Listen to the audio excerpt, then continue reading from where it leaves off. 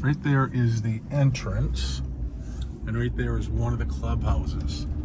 So we're going around the perimeter so you can get an idea of what this looks like. Now this section here, on the outside there's no casitas. On the inside there are casitas. So I'm assuming on the left side, those are just pads to park an RV and a vehicle or two. That's about it. And over on the right, you do have little casitas. And so some of those are for sale. Now that guy's got a Class B and a trailer and a vehicle and a casita and a tool shed. Wow. Okay. Now we're coming around. This is pretty big. I think there's 400 units in here altogether. So these have casitas here. And ones like this, these are more expensive than are for the Class A's and have really super nice casitas. I've been in one of them. It's like a little house, a high-end little house. Really super nice. So I have casitas on both sides here. But you do see a lot of vehicles. That's not too fond of that. You see a lot of those little ATV things that are very loud and noisy. I don't like that. So anyways, now we're coming across, there's the clubhouse over there. And I guess we'll go ahead and we're gonna stay on this side. So we're gonna cruise to the left and we're heading north right now. And you'll see, this is a big development. I know there's 2 clubhouses and a couple swimming pools, and they have a lot of other little trails and stuff. So we're in a section here. Those are Class A's on that side with no casitas, and on the left they're Class A's with casitas. And obviously the prices are based on which side of the street you're on.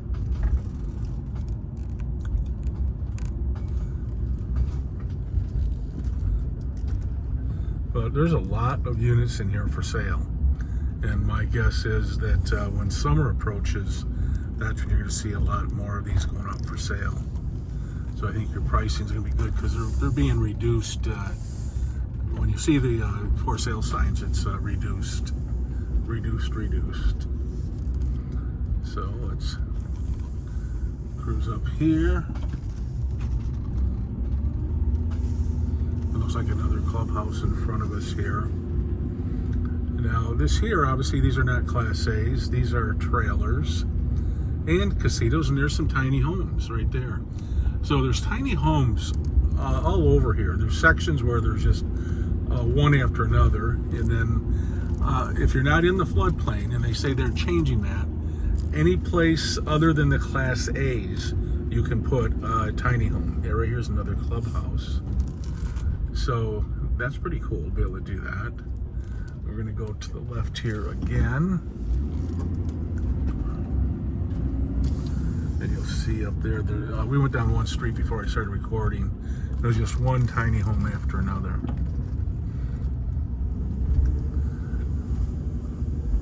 And looking here from here, Lake Havasu is actually down here to the left, about 6 miles.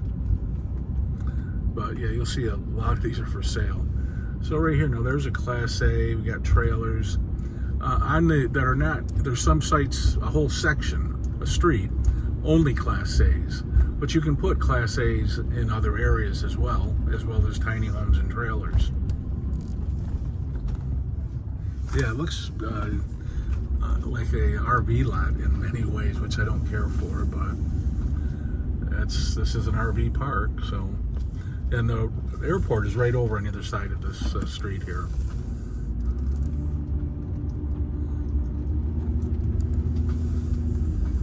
So most of the tiny homes are on the other side. So we're going to go up over the main street here, and then you'll see quite a few of the tiny homes, park models. He's got some Class A's in here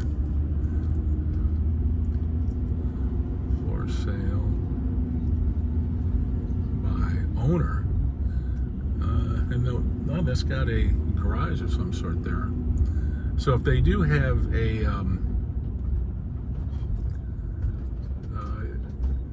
casita, obviously they're going to be more expensive. And then that's the main street, so the entrance is right down there. And we got this guy going really slow in front of me. And that's a Super C right there. Now she said that they were trying to change some things so Super Cs would be allowed. So maybe they're doing that. There's a nice, that's bigger than a park model, but so I guess maybe you can put additions on them. But you do see a lot of these little casitas, and they are all shapes and sizes. But again, look at all these for sale signs. There's a lot of them. The monthly fee to be in here is $154 a month, and your property taxes are $480. So, like right here's for sale. So that one, little casita. Oh no, we should have gone down that street there. Oh well. You get a kind of an idea what this looks like in here. They're all pretty much the same. We'll go over on the other side here. There's actually quite a few tiny homes over on this other side here.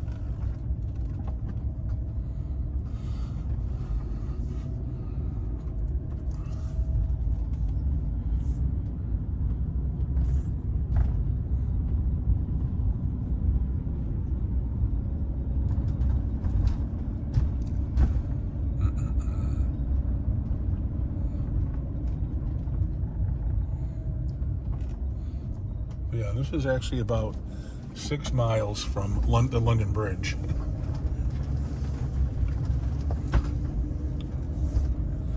And they have some trails here and some places to walk dogs. So we're going to go ahead. We'll go up here and see what this area looks like. Now there's a tiny home. Looks like another tiny home. I don't know if there's a big difference between the tiny homes, park models, and casitas. There's for sale.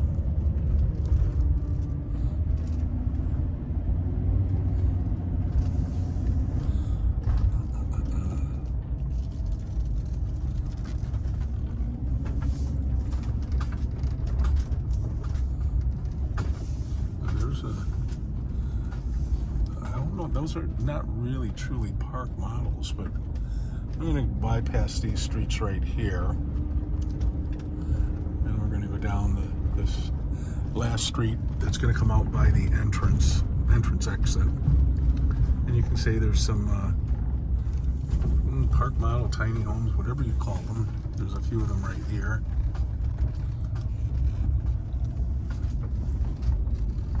And they're small. They're definitely small. Oh, that one's pretty big. That's a good size one. Wow.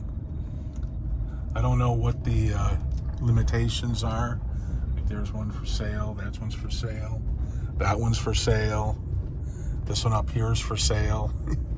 So yeah, the turnover in here, I guess, is pretty high. But anyways, that's where we came in. Over now.